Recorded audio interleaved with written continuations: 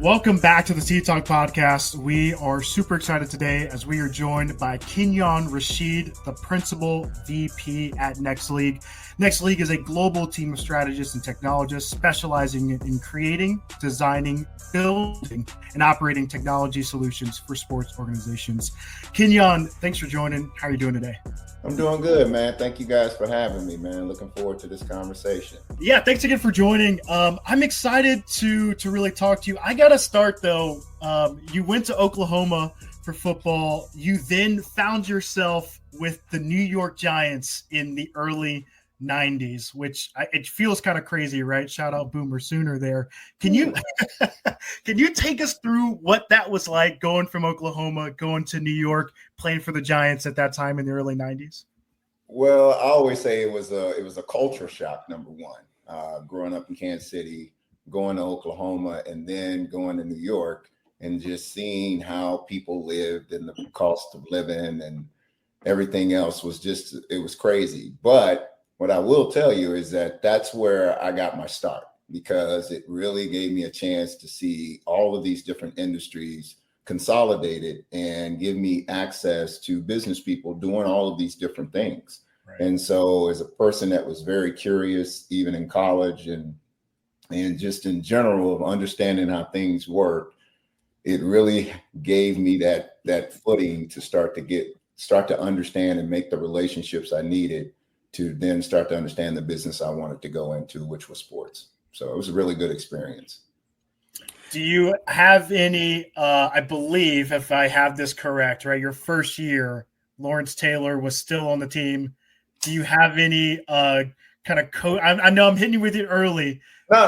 Let's talk about it because this is part of the coronation. Now, I don't know what happens today because we got social media and everything. Sure. But what I will tell you is that I got a chance to meet Lawrence Taylor when I was a junior in high school. Mm-hmm. I picked him up from the airport and got to take him to his hotel. And I had read this long article on, his comeback, he was in treatment, everything else. And so I'm a high school guy. I pick him up. I say, "How you doing, Mr. Taylor? My name's Kenyon Rasheed. Is there anything like you can tell me, give me some advice and stuff?" He's like, "Nah, I ain't got no advice for you." Okay. Taking you to a hotel. He's like, "Nah, man, don't take me to the hotel. You know where to take me." And I was just like, okay, so this is the NFL, because this dude was a baller. And so then I said, "Well, how much do you bench press? How fast do you run?" He's like, "I don't lift weights." So this was a realization to me. He said, "I am a mean SOB. Mm-hmm. I work with leverage in my hands, and I understand that in practice, if I can move Mark Bavaro around, that's my training." Mm-hmm. I said, "All right. So you train like you play. Right. And if you ain't bench pressing somebody on the field, you ain't really working the bench press unless it's part of your position." Right. So I started to map out how people were saying things and how it actually came to me. And so to be in that locker room with him and Phil Simms and look over at him and do I even say anything to him? Like, do I remind him, like, we met when I was a junior, and I didn't say anything the whole training camp. And then the first preseason game, I had like a couple runs. It was in Cincinnati. I remember this like yesterday. And we was in the shower, and he looked over at me, and he's like, "Hey, man, what number are you?" So y'all understand, like, this is how rookies was treated. Mm-hmm. I said, "Number 44. He's like, "Man, your boy can run the ball." And I remember I was like, "Oh, how you doing, Mr. Taylor?" So that was my introduction to Lawrence Taylor. And let me tell you, some of the stories that he has, if he ever turns into a movie, can't go backstage, but let me just say, no rookie should ever be at a Lawrence Taylor party as a rookie. Dang. Is the depiction of him in Any Given Sunday pretty accurate when Willie Beeman shows up and then it's that one party right there? Is it just like that? No, you don't have to drop it. To this day, my boy was like, "Man, do you remember?" And I'm like, "Yep." If that tells you what that party was like, yeah, it's out of control, man. But all of these characters, man, you start to understand not one football player is the same. Mm-hmm. We all come from different backgrounds and different areas, different cultures, within our cultures. And so to start to understand, hey man, everybody ain't the same, but we all can blend together if we can start to respect and understand where somebody's coming from, man. That was the beauty of a locker room. And as I move into this business world, as I started to move, I started to see similarities and say, well, how can I bring that same experience, to this industry who may not know it? And that gives every athlete kind of an advantage, in my opinion. Yeah, you synthesize and you process, very quickly. So I played D1 as well. Didn't make it into the league. Had the opportunities there, but I think you said something really important, and it's the quiet learning on the fly that you have to do in the NFL, because you can't let it be known that you don't know exactly what's happening. You can ask, if you ask the right questions, yes, but you don't want to be labeled as that guy as, oh, he doesn't know what he's doing. So you have to learn through your comms, like, so how you're talking to how you're talking to LT, what you do in the position room. But what you did in synthesizing and processing quickly helped you transition into the world you're in now, and understanding and realizing of where the trajectory is going when it comes to sports. So I think that's amazing that you've navigated, and you saw that this lane was going to be something. It's still kind of in its infancy if we really think about it.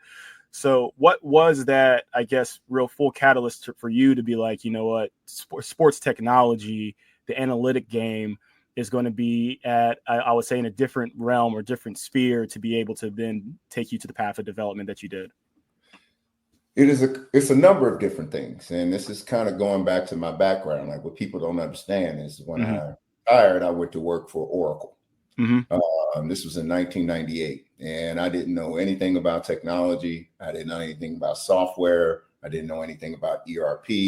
But one thing I did understand is I could learn what they knew. But they could learn what I know. So I started to understand that the people building these things often came from the industries that they were in, and came and said, here are the processes. How do we help automate these things? And I said, well, who's doing that for sports? And in 1998, I started a company called Rasheed and Associates. All right. My first client was a company called Sports Action. It was called, if you go back and look at this is where real-time betting of gaming, of play-by-play started to happen. I was in the Vegas sports book, and I saw the ability to go to the book and pay $100, come back, and you could bet each play. The gentleman who owned that company created the off-track betting system in New Jersey. It was just a betting company. Wow. I said, if you turn that into a game and a contest piece, it might keep people involved in the game when the game is a blowout. I went and tracked him down. I told him, I think I can sell this for you. I took him to 5 places. I took him to the NFL. They said, nah, too closely resembling gambling. We will never touch gambling. Oh, look where they're at now. I will tell you my story because I think it's relevant. Number 2, I took him to the NBA. They said the same thing. I took him to broadcast.com. If you want to go through your history book, go find out how Mark Cuban got his money. And then look at what I told you about, and then look at his platform that he created for broadcast content around college that Yahoo bought as an audience. He said, I love it, but I just sold it to Yahoo. Right. And I took him to a gentleman by the name of Chuck Blazer. If you want to go do your history, go check out who Chuck Blazer is. Now, what I tell you is Chuck Blazer is no longer with us. Chuck Blazer is the guy that brought down FIFA because he was in charge of CONCACAF. Okay, so I want y'all to do y'all history. When we met Chuck Blazer, he was at the top of Trump Tower. He looked at my system that I just told you about and immediately started to understand betting and media. He said, you can retire, young man. This was my first deal. Wow. 5 months later, we closed a 14-year, $250 million licensing deal with a company called Kirch Media, which was the Viacom of Germany at the time. They created a platform called Global Interactive Gaming to do live betting on interactive TV in the UK. Go do your history. So now what I'll tell you is in 1998, I started to understand how content and gambling work together. So this is where I started to understand analytics and start to understand how data flows through. My next contest was a medical platform that somebody came to me and said, Kenyon, I want to do health smart cards. And the reason why these stories are relevant, because it will kind of tell you why Edge3 got to where it is. Because I don't go looking for things. They come to me by what people are doing and what they're saying. Okay. When you tell me you want to do health smart cards and you got a chip on a card, my first thing is to pull out my player's card, my NFL player's card. Right. And I wanted to ask, well, how did these trainers know what my medical records were if I was on the road and got hurt? Great question. So this is in 2002. Okay. Go back how many years? I found out there was a law coming out called HIPAA. Now, I knew how my medical records was handled. I knew it took me 2 years to get my workers' comp. And I knew that had to do with medical records.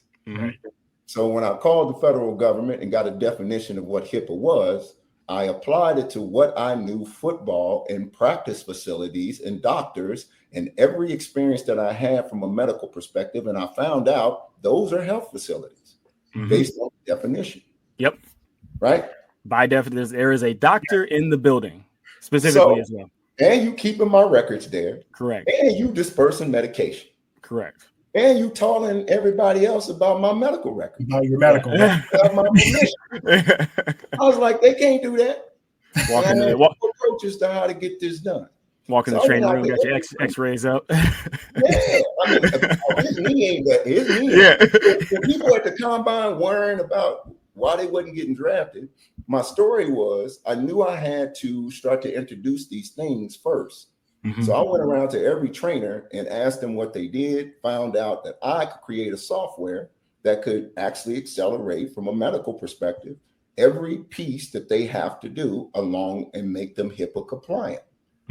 By the time I got to the 32nd team, I got a call from Harold Henderson at the league office who asked me why I was out auditing teams.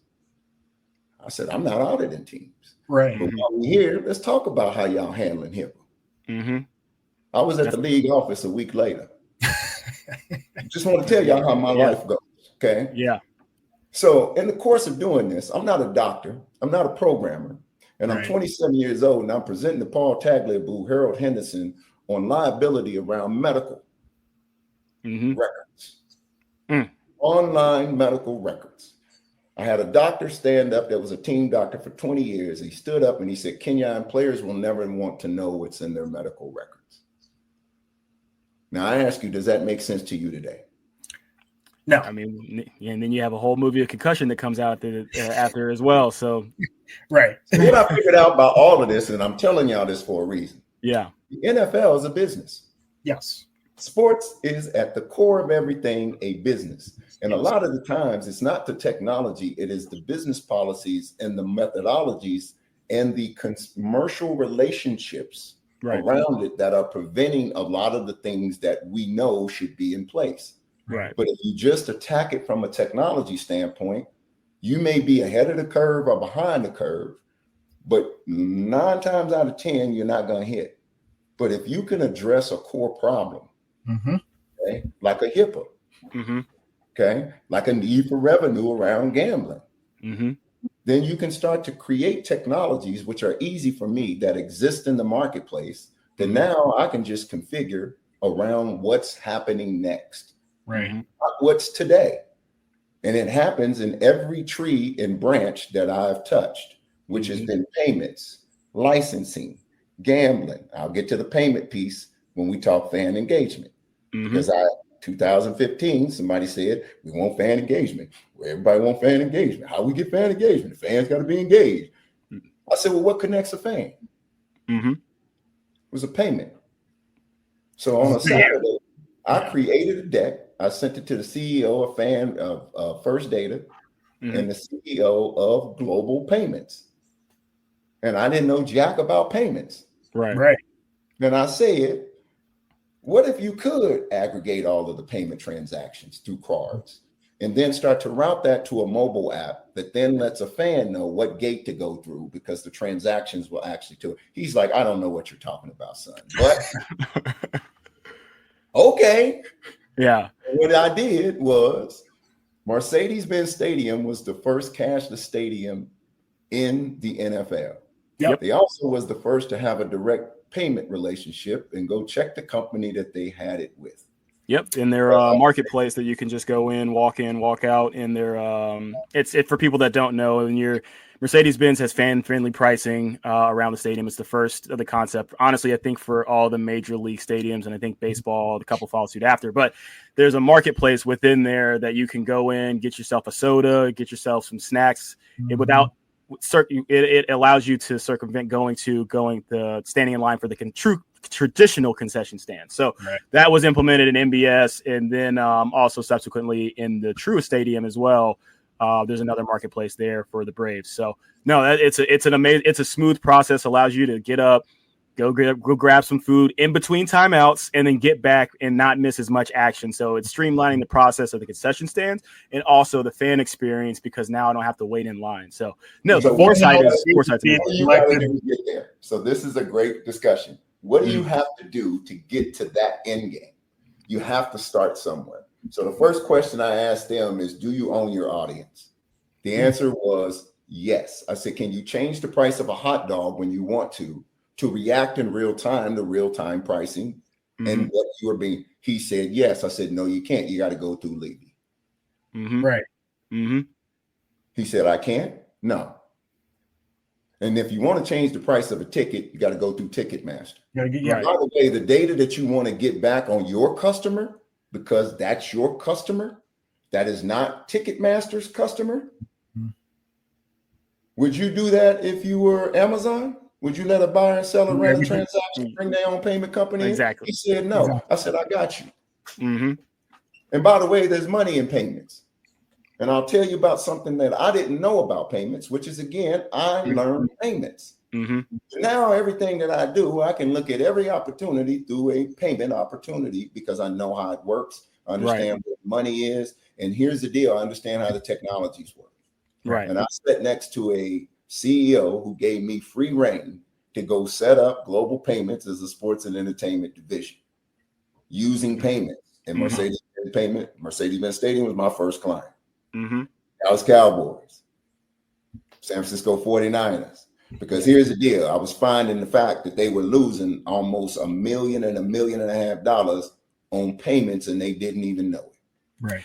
Yeah, I mean, it's so interesting, especially now in this time frame and where the technology is at. So I can't say that who the team is, but being able to collect the data underneath the processing that happens, because a lot of info is really lost. So let's go to per dollar that you're selling your hot dogs, what the volume is on those hot dogs, which area is selling more. We'll just keep it there because it's an easy example for food, but and then what you're processing on the back end of it. One, on the technology side, what are you doing to be able to synthesize that and to be able to analyze that in real time? People are very behind in that, and a lot of people are still behind. So you're losing out on those analytics. To happen. Exactly. This is like, it's the commercial agreements. It's the fact that Ticketmaster tells you, if I want to integrate, if you want to integrate with us, I got to have Chase as my primary partner, because Chase is making money on that transaction. And this is how money and revenue is starting to understand. Now, what I'll tell you is 10 to 15 years ago, teams didn't care about that. Correct. They were selling tickets. I mean, they had their models, sponsorship, people writing big checks for I don't know what, but I mean, it's the turnstiles and if the overall engagement, if the optics are looking and trending positively, because I mean, you stepped out in Meadowlands going up in through the A gap, and you on the outside, you look up, 70,000 people are on this. 70,000 people are in here. We're looking good. The team is rolling well. We are making our commercial deals with our partnerships. The model isn't broken. If it don't break, don't fix it type of thing. But they never knew what you are losing out in the back end without actually taking I will say, for lack of better terms, the look underneath the hood. Yeah. Can you talk through that? Because that is so interesting. And thank you for hitting that, because now there's this whole ecosystem within sports and technology. Yes. Can you talk about how that's now been built out over the last, call it a decade or so, where that's changed? And how teams are approaching that? Well, I think it's been built out into the general business ecosystem. If you see how technology has started to flow, you can then start to understand how we were talking data and analytics, and now we're talking AI. And here's what I'll tell you is AI is not capable and not possible without human intelligence. It is all based into processing no matter what. And if you don't know the processes, you can't build the softwares. And if you are, you're building siloed software. But if you talk on the other side to decision makers and you see how they make decisions, then the information that they receive also is serving for that progress that you're seeing in the technology space. I'll give some examples about how even COVID accelerated a lot of this. Right. Prior to COVID, if you would have told stadiums that they would have to make fans use a mobile ticket, they would be like, no, we have fans that are still paying cash. All right. There was a big discussion around cashless things that you could convert because people understood if I had a ticket and I walked through that building, I really don't know who you are. Right. If I'm spending cash, I don't really know who you are. And because I came from the payment industry, what I understood is if you can take the cash out of it and put it in a wallet, the transactions that you can start to grow now are going to be higher by per caps just based on industry understanding of the difference between card and credit. Right. So all of those things on the payment side, I started to look at from a sports end and started to build out financial models. And the reason why I keep saying this is Edge3 had nothing to do with recruiting. It had to do with the fact that I have this understanding of an industry, right? And here comes a bunch of players that can't figure out what school to go to. Right. It's crazy they make us do that instead of what players to take. Right. And I'm like, well, what are y'all doing? And then I started to hear 4-star, 3-star, 4-star, 2-star, 1-star, 2-star, 3-star, 5-star, whatever they say. What? That's what we were living. That's what we were living for back. I can't even lie. You walk. Light bulbs came on when I'm listening to Hall of Famers like Warren Sapp, Rod Woodson, and they coming on my podcast, and I'm listening to them. I'm like, hey man, how come you ain't coaching? They be like, we only got 32. I mean, I don't know. And I'm like, man, because I hear coaching you. And so if I'm listening to one side saying that they need coaching, need access to information, and I start to ask the players, every retired player, so all my processes start with some sort of research. And I started to ask them, how many people in y'all community come up to y'all and ask y'all about recruiting and stuff, what they should do with their kids? To all of them. I was like, that's intelligence. How do you sell intelligence? Collecting data. That's all we've been doing for all of these years in the same damn industry. So how come no one's asking us that? And so if I can bottle that, if I can scale that, and I can put it in systems and then tell you, here's your 5-star system, and then here's our system that has Rod Woodson, Jonathan Hayes, all of these Hall of Famers, Warren Sapp.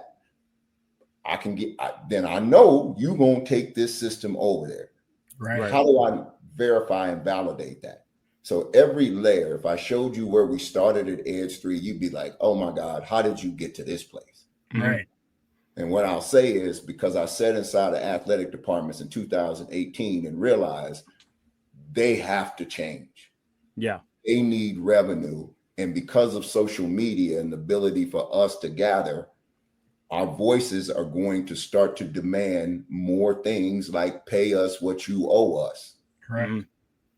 So we were talking all of this in 2018. Wow. Yeah. So I'm interested because I think you hit on a lot of things that, one, great foresight, but also, and you alluded to it, it was hard to, or you had to figure out a way to get this data and really categorize it, because if you're going to train it into any models and if you're going to have any like data lakes or large, train some large language models, that you have to be able to target and tell AI what to do. Because like you said before, I think you made a really good point that could have gone by the wayside. People talk about AI, but at the end of the day, you make AI happen. So you have to train these models to be able to then synthesize the data that you're trying to do. So to that point, how did you figure out I would say the attributes and then turn that into data that could then be processed? So on the one end, on the coach's side, they're like, all right, well, before the antiquated model, I was a 3-star myself. I'm going to toot my own horn. I'm just going to throw that out there. But the antiquated model of, Rivals, which just got purchased recently, goes out. They're sending their journalists to watch kids, and it's off of subjective thoughts of this kid should did X, Y, Z. Right.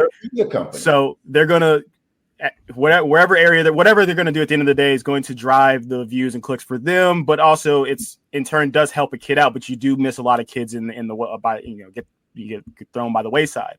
So on one hand, how did you guys synthesize the data that coaches could look at? And then on the flip side, to the consumer or the parent and the child, student athlete, how are they able to then use your data to be like, these are the bullet points? I think it's easier on the college side of why it'd be better to go to a Florida, an Oklahoma, a Connecticut, got to throw myself in there, St. John's, what have you. I know they don't have football, but what have you. So I'm interested in that, because I think that was it's a huge hurdle to jump over to then get these data points to then go into your models to train. Well, this is what separated us is we didn't try to do anything that we didn't go execute manually. So we went out and signed student athletes. And the first athlete we signed was Will Anderson Jr. at the University of Alabama. He was a top 5 pick. Killing it with the Houston Texans right now. And he is the rookie of the year. And by the way, he's a part owner in Edge3, because that's exactly what the model was, which is let us get to you before you have to deal with an agent.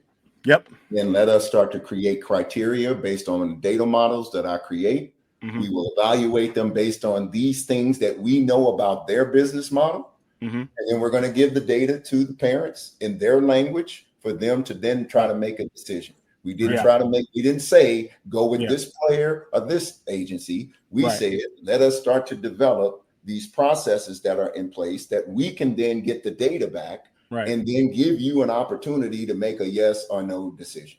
Work like a plan. I was like, okay, I got a little model. Now let me look at all the stuff that you're looking at.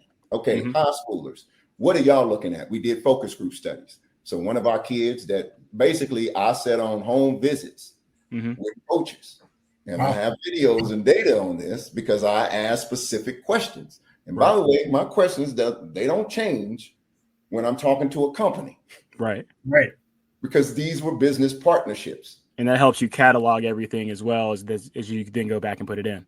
And then I'm training that. And at the same time, I'm going out to understand how to go get public data sources. Yeah. Because my part of this is also to show you how ignorant those data sources are that you're currently using. And there were 2 sources that I'm not going to name that are dominant in the industry. So I don't care. Give it to me. First of all, what I found out is for you to try to even track across those, impossible, because you can't make the connections because they're different coded in every different layer. Number 2 is because the fields are so wild, I took coaches to specific platforms and said, tell me exactly where you're looking. Throw out all that other stuff. I did the same thing.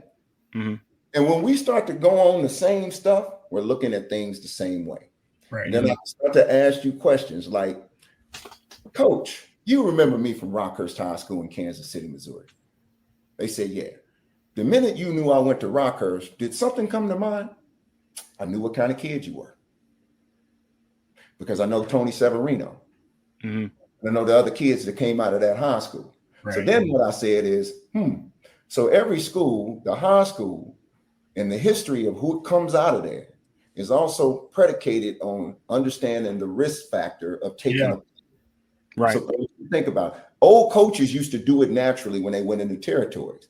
They would know a kid is tied to Texas A&M already.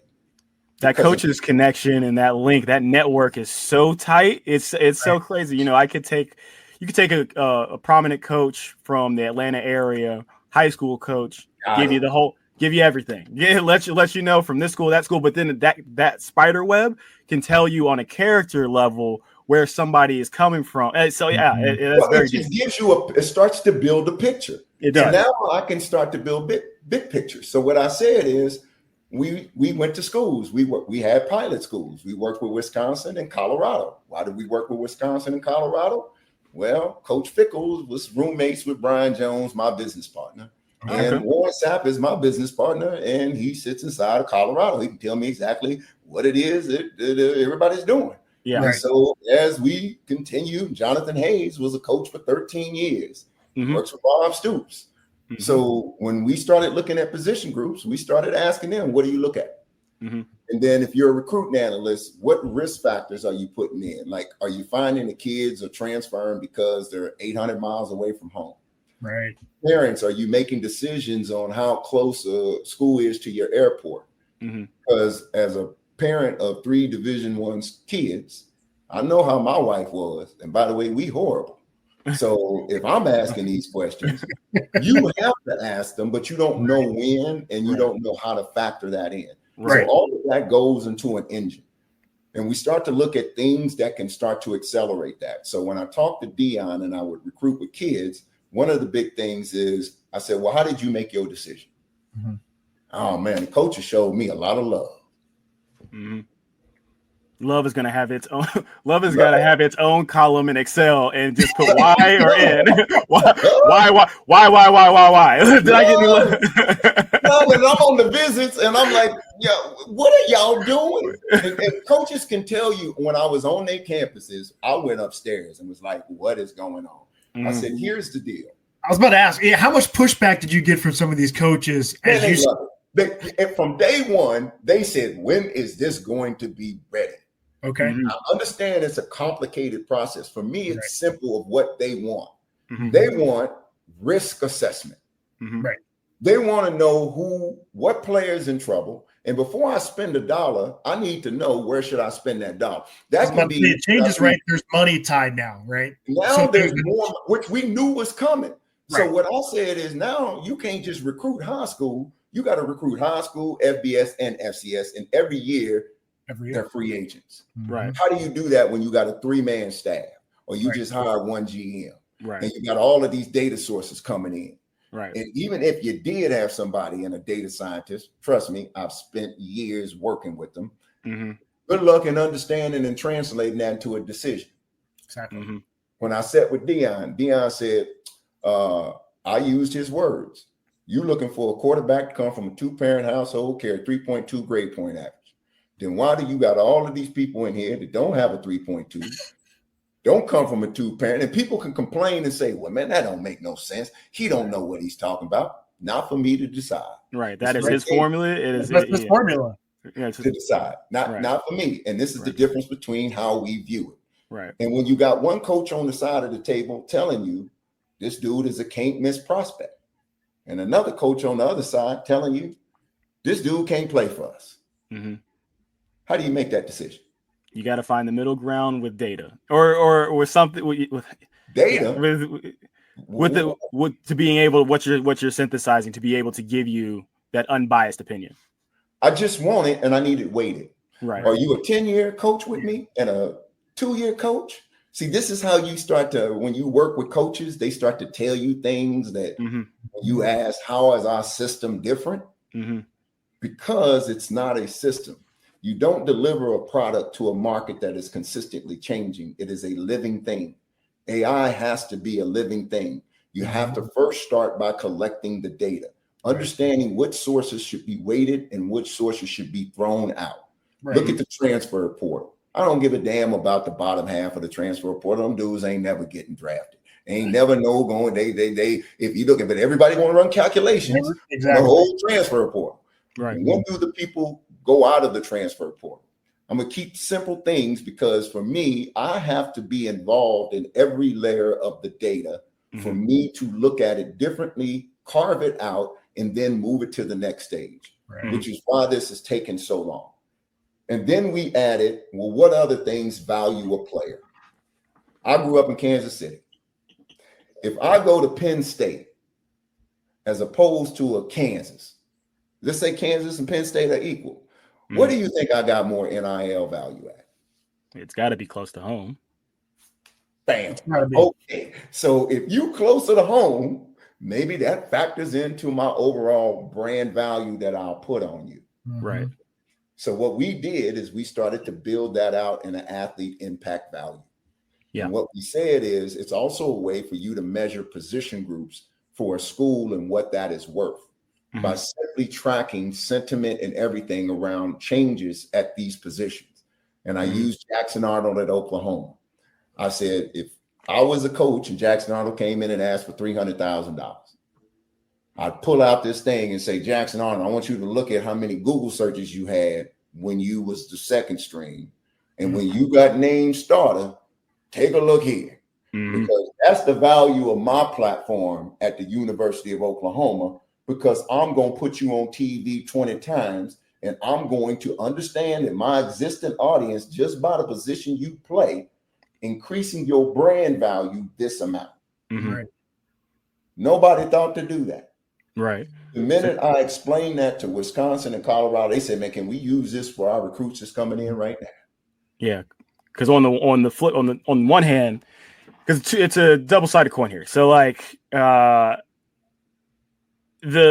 landscape right now for college sports is in such a, I would say it's in disarray, to be truthfully honest, because on one hand, on the coaches, to what you just explained, one on the recruiting end, but two for how do we have retention? Because like you said, at the end of the season, it's a free agency with no controls or no regulations really at this point. Yeah. So how does it? I'll just pause for a second too. And he said something which I think is super interesting, because not only are people moving, but there's this bottom half of people. Yeah, the churn is crazy, right? So the people that shouldn't even be moving are trying to move. Right? Okay, so this they said these are literally stories I'm telling y'all. Yeah. Man, I got a third string running back coming in asking me for $300,000. Exactly. Then we went to the boosters. What's the tape? Where's this money at? Where's this money coming from? Yeah. And we went to the booster, and the booster literally gave us a phone call. It was like, this is the call. Hey, Jerry's in here. He's gonna leave. I need $200,000. Right. I said, and y'all just write the check. If I was an athlete right now, it'd be a beautiful. It's the Wild Wild West. You gotta go ask, right? But that's where. By the way, I can't understand this. Yeah. Because here's a simple fact I'm gonna give y'all. 10 years ago, did you ever hear the word NIL? Yes, I heard booster handshakes back in the day. Booster handshakes. Yeah, you heard NIL, but you heard it attached to the Tebows, the Manziels, the Cam Newtons. It was only around those guys. Professional athletes, right? Yes. Okay, so let me give y'all a fact. Pay-to-play contracts are 3%. We have similar to agents, I guess. Marketing contracts, 15 to 20. Mm-hmm. Do you think all of these NIL deals are marketing only contracts? Or do they have something to do about playing? I think most, if I am honest, from what I've seen, most are about playing, because most people's value is not tied to anything from a marketing perspective, where it should, but most guys don't have that ability. Okay, so I was gonna go flip side and say marketing, because if you look at like DJ Uyunglele, if it was tied to playing, But he's a different guy, though, right? That's what I'm saying. Like, I think, but those are the top contracts. I mean, I'm interested to see where we're laying here. DJ is not gonna make you money when he's marketing when he sucks on the field. Mm-hmm. Let's be honest. That's why we never heard of him again after the Dr. Pepper commercial when he was at Clemson and his NIL value went down. But because he played at Clemson, he had marketing value to a school because he went to Oregon State, where my daughter played. Mm-hmm. And I can tell you, and that's why I asked this question. Because when I ask people, what's your definition of NIL? Everybody got different kind of damn definitions. Mm-hmm. If you want to put 15 to 20% around the marketing contract and you call it NIL marketing, then every agent makes 15 to 20% off a pay-to-play contract, which is why we talking pay-to-play now. Mm-hmm. Because at the end of the day, you have no marketability if you ain't playing. I just told you about the difference of the searches between one guy sitting on the bench and one guy starting. Mm-hmm. Right? Okay, so NIL should never exist except your ballers, just like in the NFL, got marketing agencies. Mm-hmm. They do the marketing deals. They get 15%. Absolutely. Mm-hmm. But if you negotiating my pay to play, that should be capped. That shouldn't be under NIL. But because we titled it that, every player, and by the way, I've been helping transfers. I get calls from daddies and I've showed them information. I've had some kids decide to leave, some don't. I'm not going to tell you my sources, Yeah. But I've got a way to find out if this is a good fit for you. Right. This is a good fit for a school. Which is a good thing because it is the wild, wild west, right? They don't know. Parents don't like. What the hell you gonna? Johnny got 300,000. I should get 400. Right. Exactly. And it's like, what metrics are telling you that you should get 400 when you got a game of tape and the rest is practice? Can you prove that Johnny didn't get 400,000? Because here's the deal: all the NIL deals are self-reported. That too. Yeah. So show me the 1099s. Right. And so what I went to was companies that were running the 1099s to find out what people were really making. Mm-hmm. And I worked with a top 5 pick at the University of Alabama and sourced every NIL deal he did contractually. And that's in our database.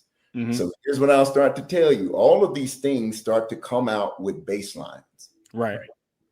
So if I got your baseline, then everything that comes around it, I'm using AI to start to give you analysis around percentages of risk. Right. You want to know who's in trouble risking to leave this week? Come check it out. Right. And the more you're able to grow that data, the more accurate you're able to really synthesize and provide this out. So obviously, like you said, it was going to be, you just have to do the groundwork to start off with, like you said, basically knock on the door. You're right. That is a lot of groundwork just to lay. Back there. But now being able to have the data on hand to then now being able to plug and play a little bit easier as you're going along, because you have that foundation, allows for these coaches to then take a look at each player respectively and kind of run them through the analyzer tool.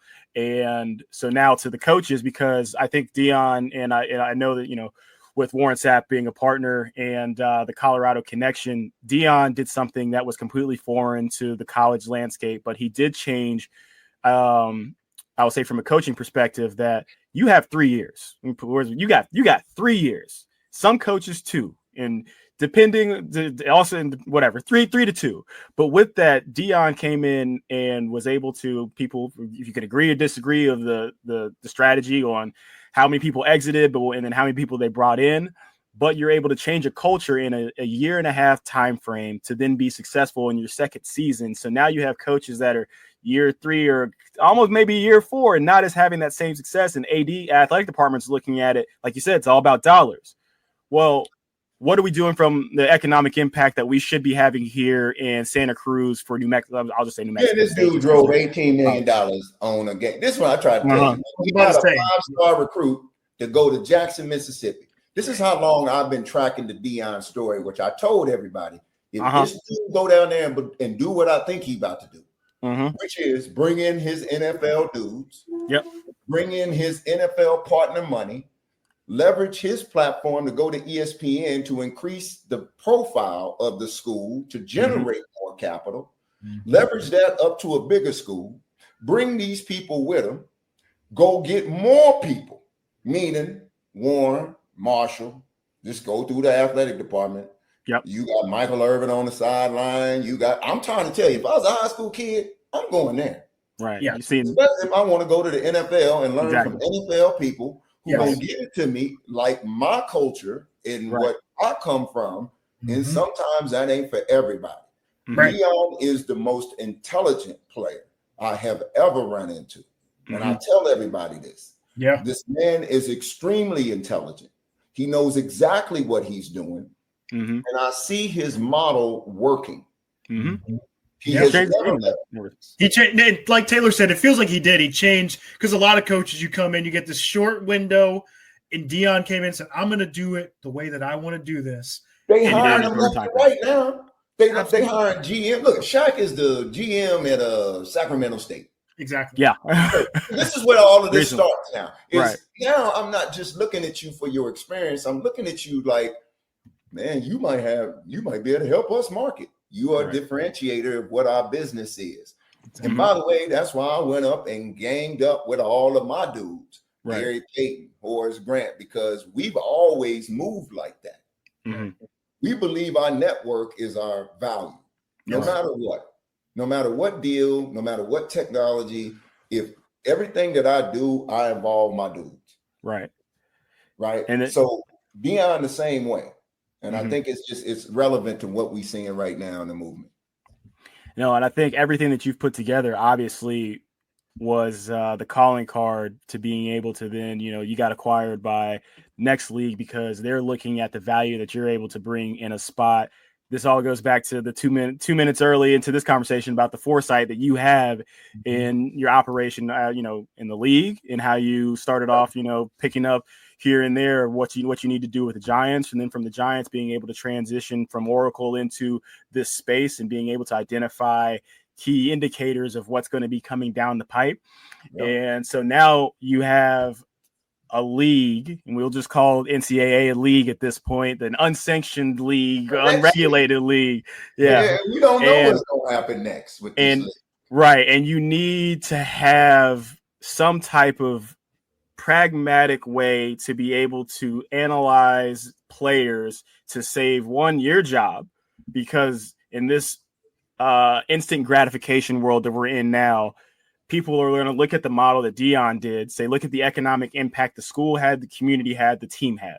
Why you've been here for 3 years? Why haven't you been able to do that? So either you can do this, you have one more year or half a year in some cases, and make this change, or not. We're going to have to go in a different direction, because it's like a turnstile. We got to run through it until we can find the success and hit our own lane, because the sports market right now, it's on fire if you can hit it in the right way. But this technology that you're able to roll out, and now having with the backer of, NextLeague and being underneath that umbrella, is being able to put yourself in a position to take over, use the big M word, to monopolize the game out here and really be a prominent figure in this space. We don't want to disrupt what's going on. And my part of going and so the story around NextLeague is, when I had all of these concepts running through my head, and I was working with Verizon and fan reaches and all of this, and then when I started to formulate this, I needed an understanding of how to put this in a format that I could take people, that they could start to understand what it is that my vision was. Right. And I ran into Dave Nugent and started to talk with him and understand what NextLeague did and what they could do.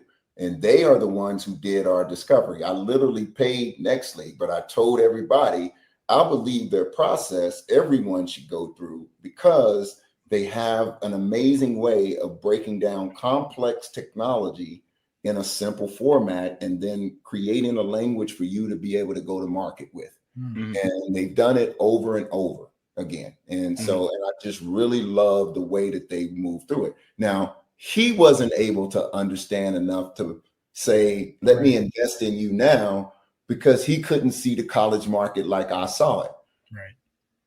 Remember, all of this stuff wasn't happening, but I was telling him all of this stuff was coming.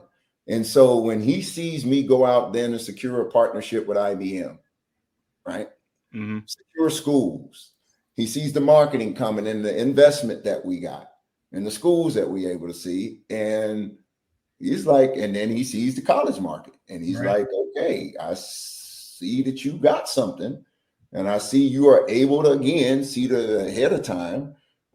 This makes sense. And they did the discovery. So what a great story to say, you started with us, you helped formulate it. Right. As a startup, we go out and we go hit these milestones, right? And by the way, those milestones are still carrying into the college market, because that's why we hit them. Right. The ability to bring brands in at certain levels of the technology for sponsorship and marketing assets. Mm-hmm. So this is why you don't want to finish product to something in a market that's in transition. Right. This market's not going to settle for 3 to 5 years. It is very saturated with technology companies, NIL companies, you name it, data analytics companies coming at it right now. That athletic directors next week at whenever NACDA is are going to be running around because people are going to be chasing them. Right. Mm-hmm. And what I said is, do you understand the problem? Have you ever signed and spoke to a student athlete? Are you an athlete yourself? Mm-hmm. Clearly, you understand what I'm saying. If you have not been through those touch points, the mental health stuff that you want to develop for me, you can't even talk to me. Right. Yeah. So you how can't even start. mental health programs to help me if you don't know what questions to ask me? Go look at their surveys. So we teamed up with Quick Recruits, who has 40 schools, who does all the surveys. Mm-hmm. And we took their surveys and created those natural language to then start to talk to athletes and test that out in an interactive experience, bringing them that love that they were seeking with Deion Sanders, but with synthetic media. So Deion can speak to you. Deion can personalize messages for you. You can have Deion in your back pocket. Right. Deion can basically, through his language, imply and interact with multiple individuals at the same time and become smarter when we get the data back, that now we can start to develop profiles that we can track to say, okay, if you are in trouble, here may be some areas that we can help you in. Yeah. But if we ain't got that data, it doesn't matter what system you got. Right. How easy, I'll pass it to you after this, Sterling. How easy has it been now to be able to identify what you need to add in to be able to grow your models? Or is that still, kind of a challenge because you're trying to figure out the right question to then develop the right data set to plug in? We have enough of the outside data sets. This is why this is a commercial property. This is a commercial software. It's not a B2C software. The last 20% is yours. And if you've been around any franchise or any team, they believe what they're doing is their system. Yeah. So if I have a product and I come in and I tell you this is exactly what you need to do and how the outcomes are, you're going to be like, man, I got all of this data that you have never seen of scouting reports, written scouting reports, unwritten scouting reports. So what are you going to do with this? So what we said is, okay, we need to start building tunnels in to be able to incorporate those types of data streams, then turn around and give you type of visualizations that apply to every level that you have to sit this data through. So here's another part. It's not just the data and the outcomes. It's how that data and outcomes actually has to travel throughout your organization. How it interacts. Your organization. Right. So we're not just developing the AI and the data and analytics and the data synthesis. We're also developing the proper workflow based on student athlete, coach, recruiting analyst, GM, all the way up to an athletic director who says, how's my business working? So the output is unique and one of one to every school. Every school, right? Yes, sir. Yeah, I was going to ask, what's the focus right now for NextLeague as this methodology is expanding, as NIL is continuing to evolve? What's that kind of roadmap for you all as you continue to kind of build this out and what you're focusing on? Well, what we realize is because this industry is in such transition, if you're trying to sell them anything right now, good luck in getting a check when they got a $20 million nut that they got to meet on this other side. Yeah. So when you come to them, you better come with money or how to find money for them to pay for things. Right. And so our first thing is we're coming in as a partner. We want to come in. We're going to take a look at your payments. We're going to take a look at your digital engagement. NextLeague is going to bring all the experts that we work with the leagues, and we're going to take a look and find out how come you can't convert 500,000 emails into monetization. Right. Those are all fans. So what systems are you using? We're going to ask you the right questions to then start to give you back a report to say, here are the best practices that you have to go execute to get to these revenue KPIs that you're trying to get to. That's a simple process, because if I come in and tell you, like everyone else is saying, hey, we can help you generate revenue. How? Right. I'm sure they're getting that from every angle, right? And to your point, they now have real dollars that they have to deploy right at the end of every year now. I got to write a check. Exactly. And so the what TV I say contracts can't cover that. Yeah, and we'll come in and do the same on the recruiting analysis. I know what tools you're using, but I'm going to show you we've already tied those tools together out here. But give us the extra stuff, and we'll just be the tip of the iceberg. We're not trying to disrupt and trying to recreate how your athletic department works. We need to be able to augment what they are currently doing as they move through these different processes. Right. A year ago, they were not responsible for paying athletes. But the reason I started calling it roster retention And the risk assessment was for a reason. Because roster retention is, I don't care. I got 30% of my roster turning over every year. Can you reduce that to 15%? Can you help me keep 2 players earlier, and I can address them because I can see that because of social listening, there's social listening in all of this. Okay. Yeah. Understanding where a player is. There is snaps. Production in comparison to other productions. And then there's baselines against that to then start to determine, is this a risk? Right. And where are you at in this on a weekly basis so I can address it as a program? Yeah, and it's so interesting nowadays because take this formula and take it to, early 2000s, and how I would say much harder, because what you have today is you use the easiest thing of Twitter, now X. Everything, a lot of things is structured data. The hashtags for people, if you're putting that out, what is a hashtag? Your hashtag is categorizing your thought on whatever. So when you can have a school, the Oklahomas of the world, saying, Boomer Sooner donation is the hashtag, and how many hits that we have through that, and then we can track it and be like, all right, well, this worked, or this could be a little bit better. Our outreach wasn't as great as we were here, but we were missing the mark. But schools didn't know what to do, or people didn't know really what to do with that. It was just kind of funny. Through, I would say, COVID, really, I think it really put a priority. It did. It put a priority on being able to we have all this information floating out in the world. How, like to your point, how are we able to monetize that for what we're missing with our connection, whether it's student, athlete, fan, etc. And so the structured data now, because when you, I think it just threw a light bulb when you said social listening. I think that's really interesting, because then that goes to your risk and retention aspect to the player.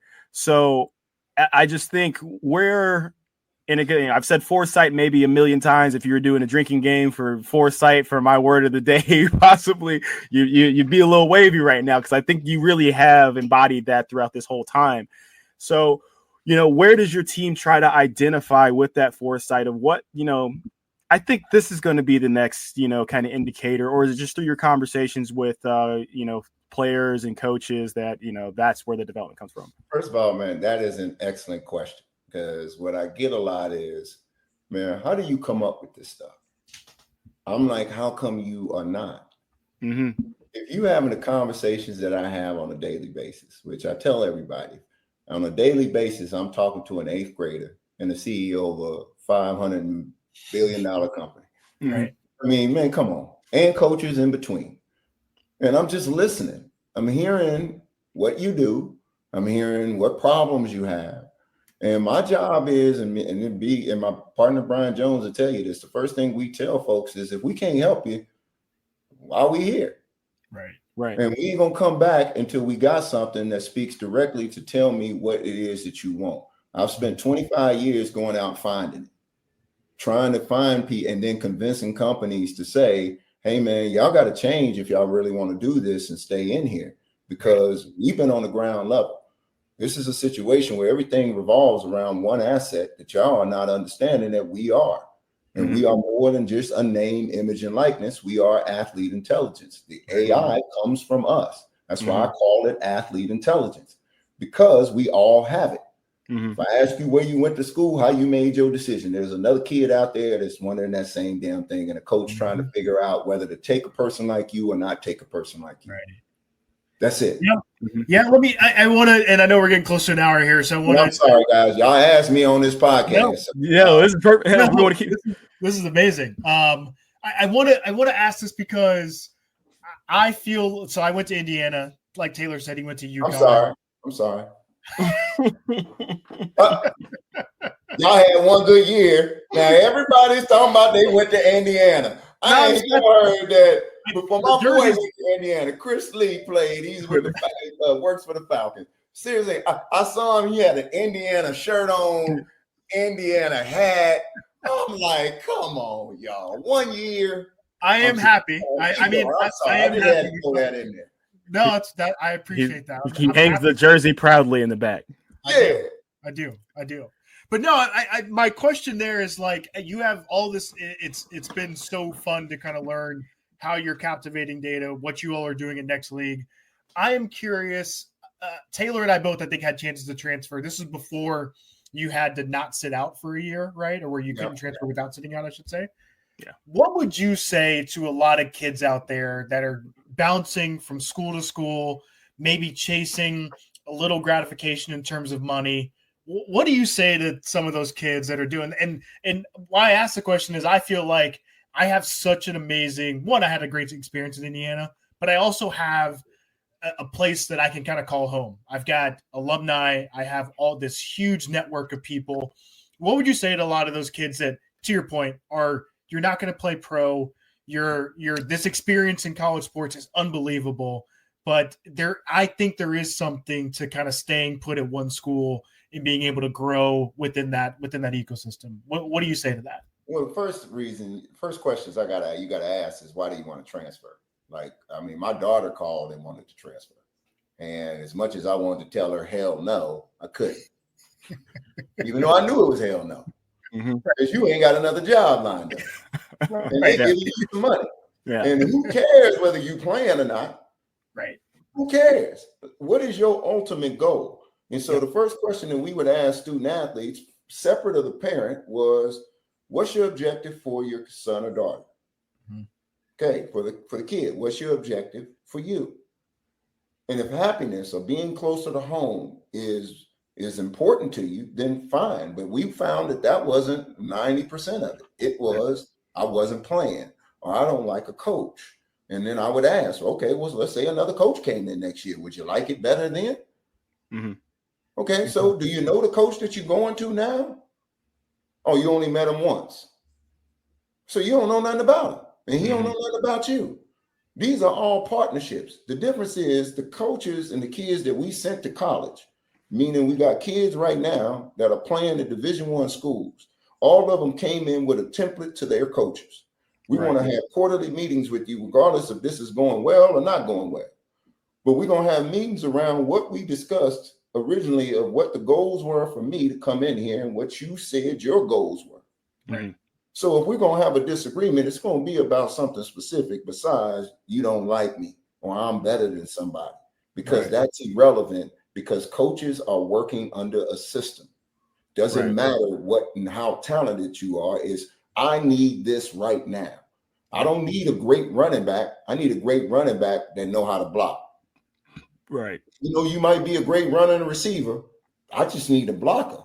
I need you on third down to get that edge rusher or to be able to pick up that blitz, and that's it. Cool. I might be able to save some money if I cut out them other two and know that I need a blocker. Yeah. So you need a system to start to do that. So what I start to tell kids is just look at the history. So we had a kid that wanted to transfer from a mid-major, but a good mid-major, to a tier 1 program, which I'll call Ohio State and the people who got money for more money. But he happened to play a position that when we ran the numbers, the snaps decreased every time that a player went from here to here at his position. Not overall, but just at his position. Only to say there's a risk around you transferring at your position. And what's your ultimate goal? Playing in the NFL. What system do you want to play in? Are you in an ideal system for what you do right now and can develop you for the long-term numbers? Yes. Okay. So now we're just giving you that data as a parent and saying, you make the decision. Kid, you make the decision. But you have to go through that process when someone asks, do I want to transfer? Right. We can't tell them yes or no because it ain't us. Right. We only got to give you the indicators to say, did you think about these things? And if you have, and the answers are good, then fine, man, get on out of here. Go do what you got to do. But at least if somebody asks you why you made the decision, you can have a logical answer. You can talk about the process you went through. And if your parents don't know, then now they have a process that they can walk you through together, like I did with my daughter, which is why she kept her butt there. She graduated, had a great experience, and now working at the Big Ten, which is the goal all along, because I said I don't give a damn whether you play professional soccer. I think what's different from everything that I've seen through the conversation and everything I was able to gather, about the technology is, I think on one hand, when you have machine learning, a lot of the times it's like, here's the data set, grow off of that, and then keep trying to pull. But you have AI kind of processing off of, I would say, not the most recent or up-to-date kind of information, where I think the way that I'm seeing that you've handled is you're constantly feeding with constant updates, so that like you said, it stays dynamic and it's ever fluid.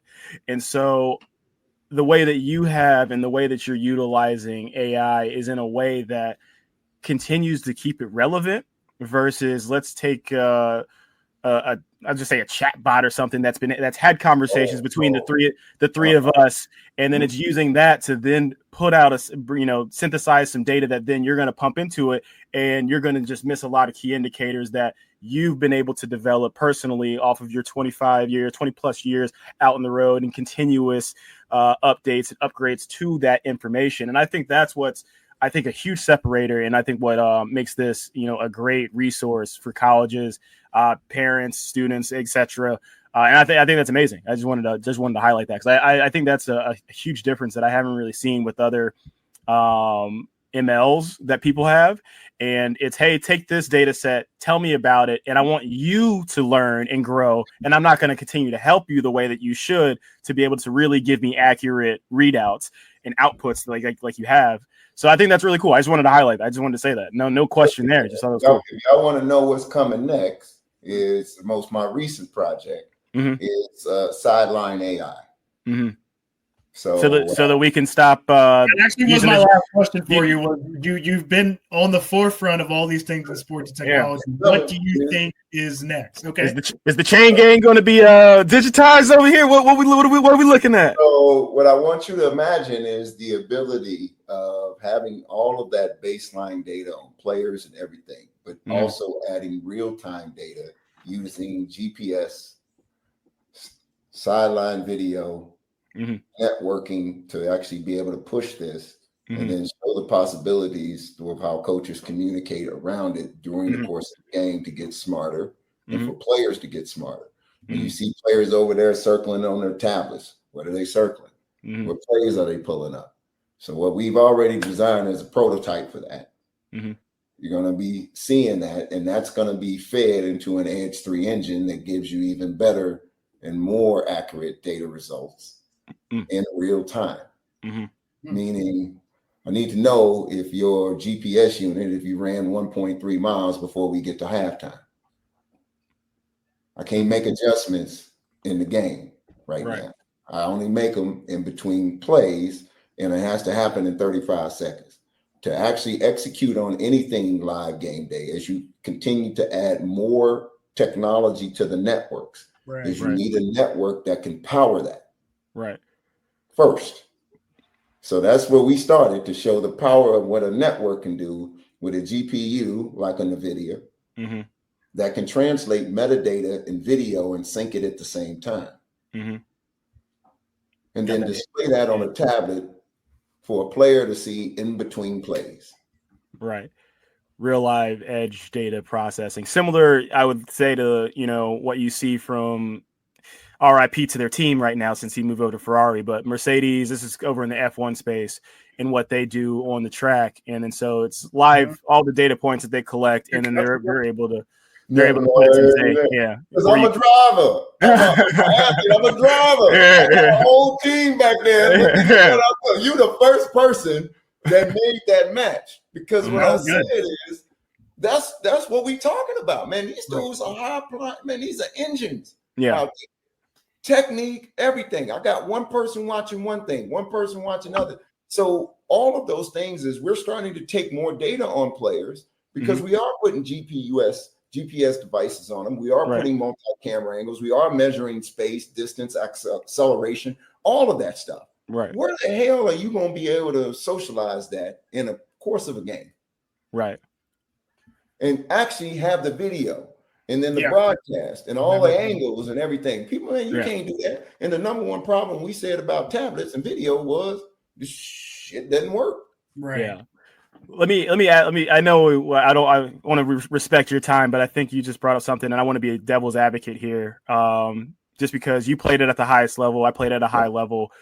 Sterling played a different sport, but at a high level.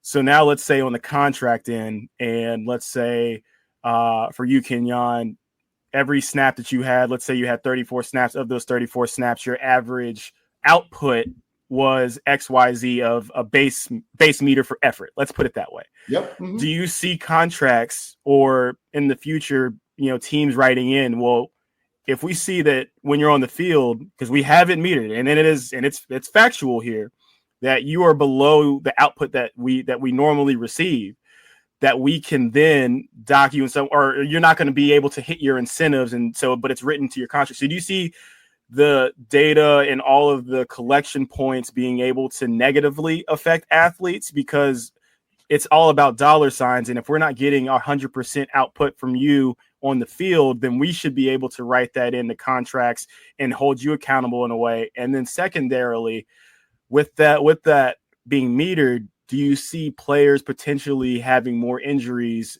because of the extra effort that I now need to think that I need to put in subconsciously out on the field or playing surface? My personal opinion, I always say this is my personal opinion. Okay? Mm-hmm. Number one, that's happening now. Mm-hmm. You got Second Spectrum on there that can tell you if you're running 21 miles an hour or 18 miles an hour. And now you allow people to bet on it. So the data already exists. They're already using it against players. If players are doing that and it's public. So let's announce. What I said is, well, then whose data is it? It goes back to the same question around the medical data. Because sooner or later, players are going to start to understand I can optimize my data if I own it. If I am running 18.7, and all you got to do is look at the combine and the fact that every year they comparing baselines against dudes who ran last year and they ain't not getting paid for that. Right. So when you want to talk about data and ownership and how all of this is working, it's already gone. It's how the depth is that you want to go to then start to determine, because if you look at the draft, that's all they're trying to do is find data to decrease your value. It's not to find out how to give you more money. It is how low can I take you to save money for us. Which is why I'm celebrating, because I may have just saved $5 million that I probably should have paid to get you earlier. So what am I going to do that? I need every data point to counteract what I see on film and what I already know your value is. That is the business that we are in.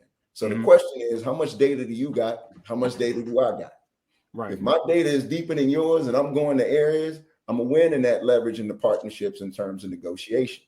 So what I ask you is, how important is data to a student athlete or an athlete negotiating a contract?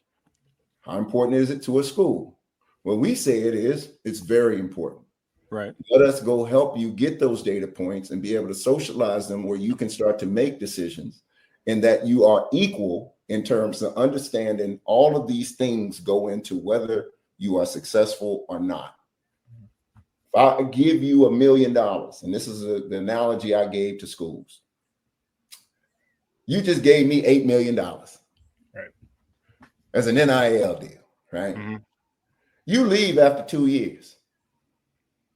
I put $4 million into you. I put another $2 million in coaching, right? And you walk out my door, and I get a dude that is not worth $8 million through my front door. Would your CEO come in here and ask you, man, who spent $5 million of my money and didn't ask the right question? And you gonna say, well, because he was a 3-star. Johnny said he was good. Right. Man,